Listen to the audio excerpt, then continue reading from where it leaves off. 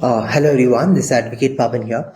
So today we'll be learning about the entire constitution in a very detailed and elaborative manner. If not in this video, in the subsequent classes we will be covering up everything in the constitution one by one. So when I say what do you mean by constitution, that's what we're going to learn about today. The important kind of concepts in constitution, important kind of articles, important kind of case laws, everything in a detailed and an elaborative manner is what we'll be covering up for today. As being said that, we'll also be covering up what are the most kind of repeated topics they're going to ask for the exam. Everything in a wholesome perspective, we will be covering up for your upcoming exam.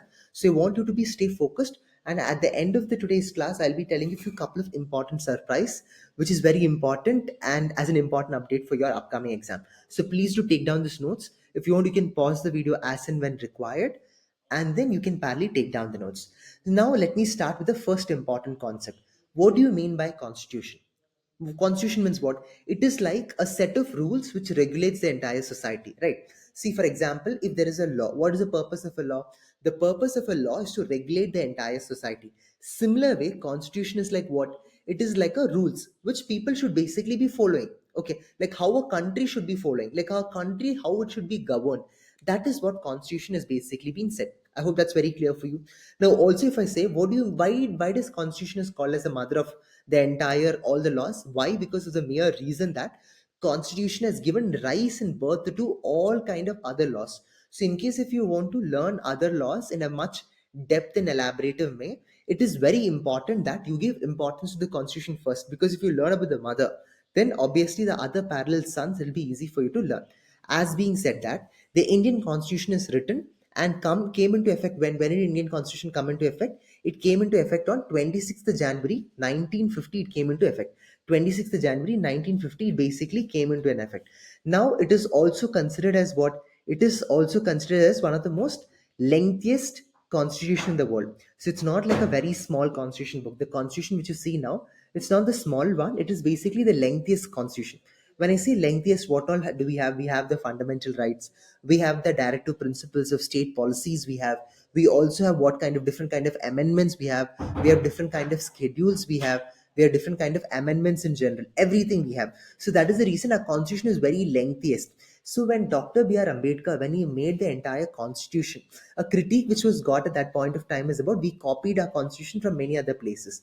But in fact, no, we didn't copy our constitution from many other places. What did we try to do? We took our constitution as an inspiration from many other countries. That is why, if you see in our constitution, it is basically an inspiration from many other places in general. So that is what I try to highlight. Try to learn about the year which is basically given now, 1950, 26th January. Now, if you observe, our constitution has how many pillars? Our constitution has three important pillars. One is legislative, executive, judiciary. What is the purpose of legislative? Legislative is the one who makes up the laws, right? For example, you have seen in the parliament, we have this Lok Sabha and then we have this Rajya Sabha. What are the major primary objective? The important organ of the legislative is what? To make the laws. So whatever a law is basically been passed in the parliament, once it has got an assent from the president, once president approves it, it becomes what? It becomes the law of the land. So legislative is very important. Second is what? Executive. Executive is the one who tries to implement the law. When I say implement the law, who are those people? It could be the police officers, it could be the law enforcement agencies. Now, third is called as the judiciary. Judiciary is who? People like us, we involve over here, lawyers, advocates. Judiciary is the one who basically ensures there is fairness. For example, if there is one particular law which is introduced, which is going to be a violation of the fundamental rights, who has the power to intervene? It is the judiciary. And then they can tell that what that particular law is basically null or void. I hope that is very clear for you. Now, if you observe from Article 52 to Article 151, covers the union executive. Remember carefully, this is an important kind of article. Article 52 to Article 151 covers the union executive. Article 52 to Article 123 describes what? President's power. What is the power of a president? How the president is supposed to give an assent to the entire kind of law. So everything is covered from Article 52 to Article 123. Article 124 to Article 147, what is it? It establishes the power of the Supreme Court that will be dealing up in the lateral point. Now, when I start studying about the entire constitution, the first important thing which you need to learn is about what? Preamble. What do you mean by preamble? Before you look into the notes, I want all of you to listen carefully in my class first, then parallelly you can take down the notes. See guys, preamble and all you'll be finding in the notes at the lateral point, but remember that, what do you mean by preamble? Preamble is considered to be the essence of the constitution. For example, when I'm making a particular kind of dish, right, so that particular dish recipe is there, no, that is basically considered to be our preamble. We the people of India, sovereign, socialist, secular, democratic and republic. So it goes like that. No, what do you mean by it? It is telling how the entire essence of our constitution it is. Okay, what is there in our entire constitution, we can see it in the preamble. Now, what happened in the famous case of Indre Barubari versus the Union of India case? They said that preamble is not part of the constitution. Later, it was amended in the case of Keshananda Bharati versus the state of Kerala. They said that what, preamble is part of the constitution. Okay, preamble is part of the constitution, but it is not. You cannot go. You cannot go file a case in the Supreme Court or in High Court or any other courts by stating that there is a violation of the preamble. No, you can't file it. It's not enforceable in any particular courts. But preamble speaks about the entire essence of the constitution. That is the reason Supreme Court has upheld it. So that is the reason, if you observe our entire basic structure doctrine, in the Keshan and the Bharati case, they said about something called as basic structure doctrine. What do you mean by basic structure doctrine? That means that our entire parliament, which is Lok Sabha and Rajya Sabha, can change anything, can bring up any particular law, unless it is not violation of what? Unless it is not violation of the fundamental rights. What are our fundamental rights? Right to equality, Article 14. Article 15 speaks about right against discrimination. Article 16, right to provide employment opportunity. Article 18 is about what? Abolition of the titles. Article 19, freedom of speech and expression. When you observe everything in general, what are these? These are considered to be the fundamental rights in general. I hope that's very clear to you. So if I am a parliament, if I am a Lok Sabha member, or if I'm a Rajya Sabha member, if I'm passing any particular law, I should not violate what? I should not violate a fundamental right. If I'm violating the fundamental right, yes, you can approach the Supreme Court under which article? Article 32. You can reach the High Court under which article? Article 226. So this is an essence which is being provided for us. So if any time your fundamental right has been violated, you can go and approach the honorable courts for the same. Now, if you observe, guys, in general, fundamental rights comes under which part of the constitution? It comes under part 3 of the constitution. One of the most important question asked for your prelims and mains exam generally, or for example any competitive exam in generally, is about what part of the constitution is fundamental right, comes under part 3 of the constitution. Now, in our constitution there is a concept called as rule of law. What do you mean by rule of law? Rule of law basically means that nobody is considered above the law or nobody is considered below the law. Everyone is treated as equal under the eye of the law. Is that clear? Yes, perfect. Now if you observe, there's a famous case called as Indira Nehru Gandhi versus the Raj Narayan case. So what happened over here? The Supreme Court struck down certain unconstitutional amendments showing that even the highest authority can be held accountable under the constitution. Indira Nehru Gandhi versus the Raj Narayan case, what happened? Indira Gandhi was basically being what? She was also punished. If you apply the rule of law, what is rule of law says? Nobody is above the law, nobody is below the law. Indira Gandhi was also dragged to the court. Why? Because she misused the emergency provision, which most of us know that. So the rule of law constitution very clearly says that even though she's a prime minister, there is no kind of exception being provided to anyone. Okay, everyone is treated as equally. Now, the other important concept which you need to learn while learning about the constitution is called as what? Unity in diversity. What happens in our country? We are having a rich in culture, heritage to everything. If you observe Pakistan's constitutional book, what is it written?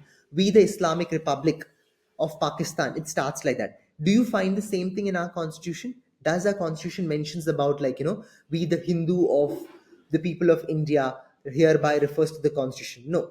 As the secular region, as the very diverse region. So as such, we have given importance to all the languages, culture, heritage, which has been passed over the many years and over the period of time. I hope this is very clear for you.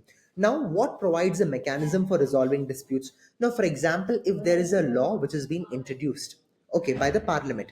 Now, for example, a law is basically brought in the parliament telling that from today onwards, no news channel will not be running. In case if a law is basically been brought by parliament, is it violation of which article? It is the violation of article. It is a violation of which article? It is a violation of article 19 of the Constitution of India. So what is it? It is a breach. It is a complete breach of what? Breach of the entire fundamental rights. Now it is also against what? It is the judicial review. So who will enter over there? The Supreme Court will basically be entering over there. Supreme Court with the power of judicial review, it will change. It will strike down that particular law. Is that clear for all of you? Yes, that is very clear, right? Now let's look into the next important thing. Now, if you observe one by one, What do you mean by DPSP? DPSP is nothing but directive principles of state policy. For example, if a state like Karnataka, Tamil Nadu, Maharashtra, Andhra, Delhi for the fact, how a state should be functioning, that is being explained under what? It is being explained under the DPSP, directive principles of state constitution, of the state policy general. How a state should basically be functioning. For example, in the aspect like health, education, legal aid services, uniform civil code, and everything. How a state should basically be functioning. It's like a guidelines to the state. For example, if I am a authority, just imagine if I'm a class leader, how the class should basically be functioning. A class manual is given to me. Similar way, if a DPSP is nothing like telling how a state should basically be functioning. So it comes under what? It comes at the part 4 of the constitution. Remember carefully for exam perspective, which under which part does the entire DPSP come? It comes under the part 4. I hope that is very clear for you. Now, if you observe, the next important part, if you observe, are fundamental duties. And remember, even the DPSP, for example, if I'm from Karnataka, if my minister is what? If my chief minister is Siddaramaiah, for example, if he is not following the DPSP, can you bring him to the court? No. DPSP are not enforceable in the law. Okay, remember carefully. If there is any ruling government, or for example, any state government in general, if they are not able to fulfill certain kind of conditions, you cannot, of the DPSP, you cannot go file a case. Supreme Court has very clearly said that they're not enforceable in the court of law. But it is like a guiding principle on how a state should function, like how Tamil Nadu should function, how Andhra should function, how Karnataka should function. That's called as DPSP. Now, the next important concept is called as fundamental duties. So, under which article do you find the fundamental duties? Article 51A. See, for example, our fundamental duties are what? We have to respect the national flag. We have to respect the national anthem. We have to be respecting the integrity and unity of the India. So all this comes under what? It comes under the fundamental duties. Constitution has very clearly said about how we need to protect the fundamental duties. For example, promoting harmony. For example, in terms of protecting the environmental, strengthening the civic responsibility. So all this are what? All this are nothing but fundamental duty. It is a duty of the citizen. Now just imagine. Now you answer to me. You can pause this video and tell me, is it okay? Is it okay if I am violating a fundamental duty? If I'm not performing my fundamental duty, not respecting a national flag, if I'm not singing national anthem, or for example, if I'm not creating a unity and spirit of the brotherhood, or this one, will I be punishable? No. Fundamental duties are not punishable under court of law. What is it? Fundamental duties, are they punishable? Not punishable in the court of law? No, they're not punishable under the court of law. Now, let's go to the next little more deeper and let's study one by one. What is it? A rigid constitution cannot meet changing needs of the society. The Indian Constitution provides a procedure for the amendment under Article 368. So, for example, what do you mean by Article 368? This allows flexibility while satisfying the core principles. For example, 42nd Amendment added a new fundamental duty, and the 86th Amendment made free education a fundamental right. So, for example, what do you mean by amendments? For example, I am a leader. Okay, I have made a certain kind of laws in the country. What is it? I am a leader. I have made a certain kind of laws in the country. Now, what happens if I am making a certain law in the country? I am making a certain kind of law in the country. Remember carefully, I am making certain kind of law in the country. Now, can that laws be amended? What do you mean by that? Can it be changed? Yes, it is possible. So similar way in our constitution, we can basically change the laws little bit. We can tweak it. Under which article? It comes under which one? It comes under Article 368. Article 368. Now, if you observe, ensures democracy and people's participation. So what is it? Our democracy ensures that there is kind of people's participation. That's why if you observe in Lok Sabha, a Lok Sabha, no, who's representing the Lok Sabha? The member of parliament, MLA. For example, we have Vidhan Sabha and Vidhan Parishad. We have Vidhan Sabha and Vidhan Parishad. If you observe Vidhan Sabha and Vidhan Parishad, who's representing over here? It is the people in general. Through vote, through election system, what happens? People are basically being selected. They are representing the entire lower house. They're representing the entire upper house. So what do you observe in our democracy? In our democracy, it is whose participation? It is people's participation. People are being part of the government and then they are ruling it. Is that clear for all of you? Yes. So that's called as people's participation. Now, if you observe, there are multiple kind of cases we need to learn. One of the famous case which we already learned is called as what? Keshananda Bharati versus the state of Kerala case. I already explained to you what is basic structure doctrine. Now, second case is called as Menaka Gandhi versus the Union of India case. Now, if you observe the Menaka Gandhi versus Union of India case, what happened in this case? So, Menaka Gandhi case, there are multiple aspects. Okay, so what happened? Menaka Gandhi, once she wanted to travel to another country, at that point of time, her passport was seized by her Indian government. I'll repeat once again. Menaka Gandhi wanted to travel to another country. She wanted to go to abroad. Now, what happened? Our Indian government, at that time, BJP government was ruling our country. Now, what happened? The BJP government will come, they will snatch her passport. Now, she'll go file a case where she will go file a case before the Honorable Supreme Court. So, Supreme Court will be saying that you do not have right to take a person's passport without any particular valid reason. It will scold the government in default because it is violation of what? It is violation of the Part 3 fundamental rights under Article freedom of speech and expression. Right to hold passport, right to freedom of speech and expression, right to privacy is part of what? One's own right. It comes under the ambute of laws in the country. Now, if you observe, in the case of SR Bommai versus Union of India case, what happened? The upheld federalism and limited the misuse of emergency power, providing constitutional provisions for safeguarding democracy. Now, what do you mean by safeguarding democracy? The upheld federalism and limited the misuse of emergency power. So, SR Bommai case, what happened? So, before SR Bommai, who was it? It was Indira Gandhi. Indira Gandhi, when she came, she misused what? She misused the entire emergency provision. She imposed the emergency provision as per her whims and fancies, and many people were what? They were they were arrested. Now, what happened? Many of our top leaders, many of our top political leaders was arrested. Now, what happened? Challenging that particular decision, there was a case being filed where before the Supreme Court, SR Bommai versus the Union of India case. Now, what happened in SR Bommai versus Union of India case? In that particular case, what happened? There was an what the Supreme Court very clearly said that what upheld the federalism and limited the misuse of emergency power. They said that you cannot misuse the emergency provision powers. Under even though emergency happens, Article 20 and 21 is always going to be there. You can suspend all the fundamental rights, no problem. Okay, you can suspend Article 14, 15, 16, 17, 18, no problem. All the fundamental rights you can suspend. But except two articles you cannot suspend, which is that Article 20 and Article 21, right to life and liberty.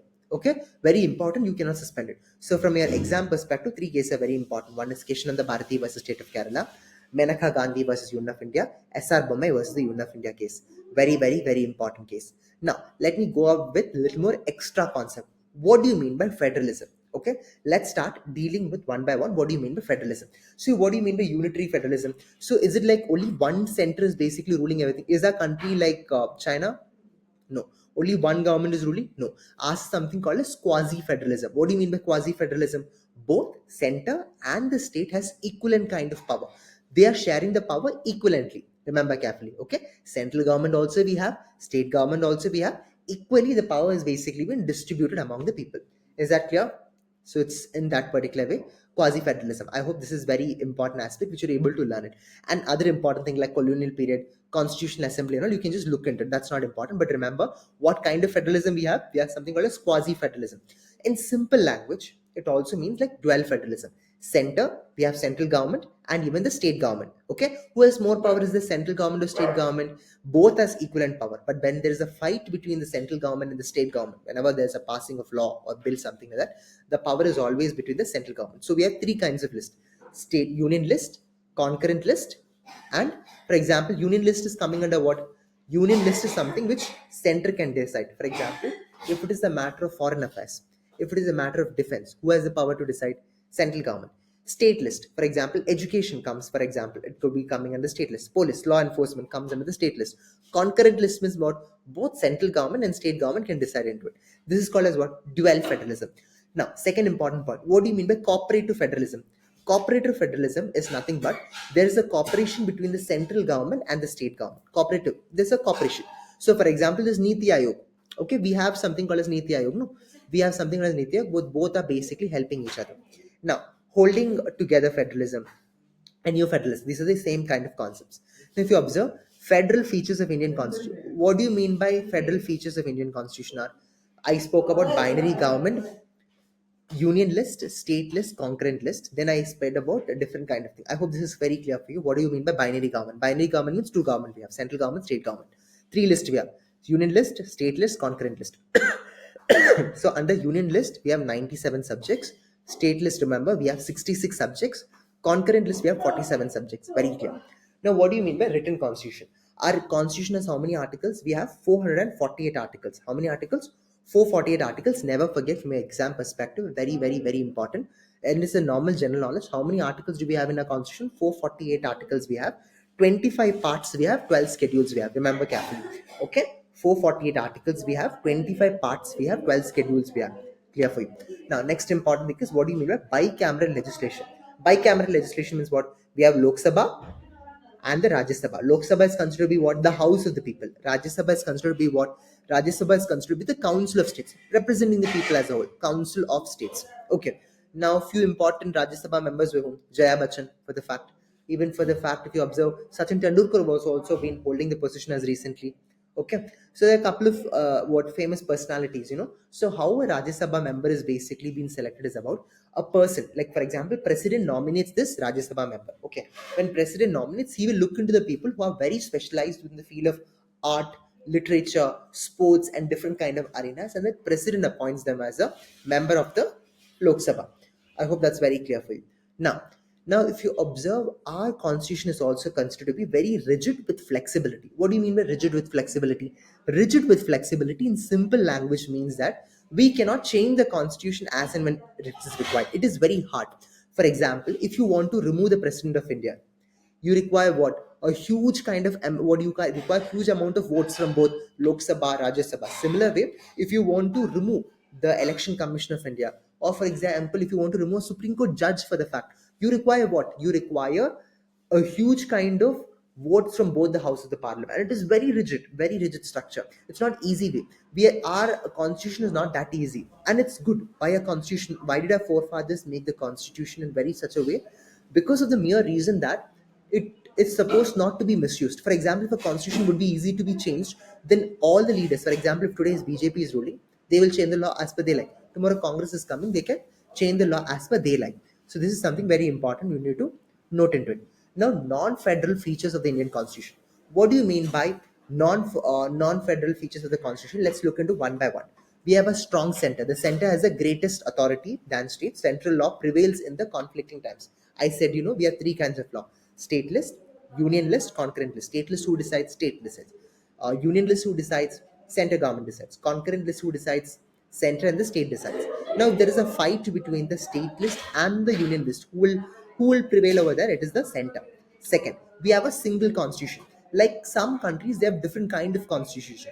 They have multiple kind of constitution. Some countries do not have what they don't even have constitution for the fact. For example, if you go to England and all, no, you will not find a constitution. In US, if you go, what happened? The US, like where each state has its own constitution. Like every state over there, if you go one by one, for example, New York, or for example, the last Texas, if you go, they have their own kind of constitution. But for us, we have just one constitution. Now, if you observe, there's something called a single citizenship. Single citizenship basically means about what? In America and all, for the fact, if you go, for being in America, one citizenship is required, and for being in a respective state, you require one more citizenship. Like two citizenship is required. In India, do you require two citizenship? No, we have just one citizenship. Now, fourth important thing is parliament power over states. So Rajya Sabha can authorize Parliament to legislate on stateless subjects and national interest. That's very clear for you. Yes. And we have something called as emergency provision, Article 352, 356, 360. We have when can we issue an emergency? For example, we have issued emergency during multiple times when there is an internal aggression before it was misused during Indira Gandhi time. Or for example, there's a national emergency. For example, there is a war between India and Pakistan, Indo-Pak war. We had Indo-China war, Indo-Burma war. Whenever we had a war with another country, then what? It is a national emergency. At that point of time, what happens? Which article do we invoke? We invoke these articles of 350 and all. Financial emergency. When there is a financial emergency, who, for example, if a state like Karnataka, Tamil Nadu, and all, when it is an over-depth state, who takes over the entire state?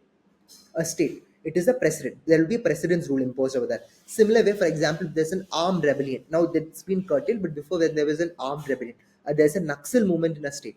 At that point of time, if there is an excessive kind of thing, then who will rule over that particular state? President's rule will be there.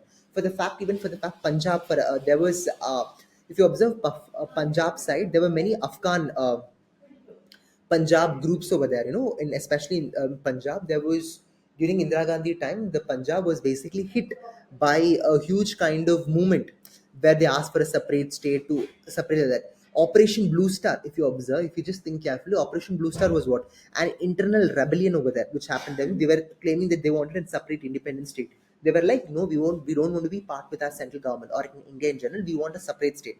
Like, there was fight. Then under the leadership of Indira Gandhi, we declared what? We declared emergency over there. We declared what? Emergency over there, and then we did a direct attack. We did a direct attack. Our Indian government did a direct attack, and we took over the complete control of Punjab. Now, for the example, even if you observe Article 370, Jammu and Kashmir, while occupying the entire Jammu and Kashmir, what did President do? At that point of time, it was the governor. Governor had to resign, and then President's rule was there. They imposed a President rule over there. Lok Sabha and Rajya Sabha passed the rule and make sure that Jammu and Kashmir was part of the India as a whole. So if you observe, when Article 370 was scrapped, so these are different kind of powers during emergency. If you can observe the entire, I think if you have seen Article 370 movie, beautifully they have depicted how there was an imposition of president's rule in that particular place to everything like that. So that is the thing. Unique, unequal representation. We have states are not equally represented in Rajya Sabha. Representation is based on population wise. So in Rajya Sabha, how is that entire people representing as an MP over there? It is basically being represented in the form of population, not the area size. Like we have big size state or small state, no, depending on the population. Now that is also still a controversy. Why? Because in the states like UP or North, when you go, population is very high over there. So there is more representation in the Rajya Sabha. In the states like Karnataka, Tamil Nadu, and all, what happens? Our representation is very less, right? Literally, our population is very less. So our people representing in the Rajya Sabha will be very less. So judiciary, India has a single integrated judiciary rather than separate federal and state courts. I hope that's very clear. No, we are no select separate courts. We are just directly under the common branch of Supreme Court and High Court. That is what it is basically been highlighted. Now, if you observe the nature of federalism in our country, as I explained to you, we have a quasi-federalism kind of government. So if you observe, we also have this GST system. I've beautifully depicted this beautiful line over here. Okay, when GST was launched, the center promised states what? If you lose revenue, we will compensate for next 5 years. So before GST, what happens? The state was also getting the profits, right? The states had complete authority in their respective hand. But post imposition of GST, who has more control? It is the central government who has basically the entire kind of. The central government has the more kind of. The central government has more kind of what power. Now, when there is a distribution of the GST, the government very clearly said that in case if you're coming across to any particular loss, then we will take it up. We will take it up and we will ensure that your loss is basically being covered. I hope this is very clear for you, for everyone, whoever is preparing for your exam perspective. There are a few couple of case laws which we will be discussing in detail in the upcoming classes as and when it is required, starting with State of West Bengal versus Union of India case. So what happened when this is a very important case. So there are a few couple of cases which have highlighted for the fact, and so West Bengal argued that the center had no right to acquire land in the state for coal mining. Okay, the Supreme Court said that the central government can acquire the land if it serves national interest. So if you observe over here, there are a few couple of cases, like for example, national interest basis, State of West Bengal versus Union of India case. This case is a very clear demarcation of what the central government has the power to acquire any particular land as and when it is needed for the name of national interest. And this is something very important aspect you just need to keep in your mind. And along with that, there are a couple of other cases like State of Rajasthan versus Union of India case, which is basically about about Article 356. Here, the court held that the president's satisfaction to import president rule can be reviewed by judiciary. So, can president review the president? Can a judiciary review the presidential review? Yes, it is possible. So, I hope today's class I've covered up most important concepts for the constitution in a very detailed and a very elaborate manner. I hope you have liked this particular class. If you have any doubts, please do let me know below. I would be happy to know, and about the class details to everything. And in case you got this recording, then if you want even the notes to everything, I'll just tell you in below how you can basically access it. For full access of the class to everything, below all details are there. Thank you so much for joining. Wish you all the best. Good luck. This is me, Advocate Pawan signing off. Let's catch up for the next part 2 video where we'll be discussing everything in a very elaborate manner. Wishing you all the best. Good luck. This is me, Advocate Pawan signing off. Thank you.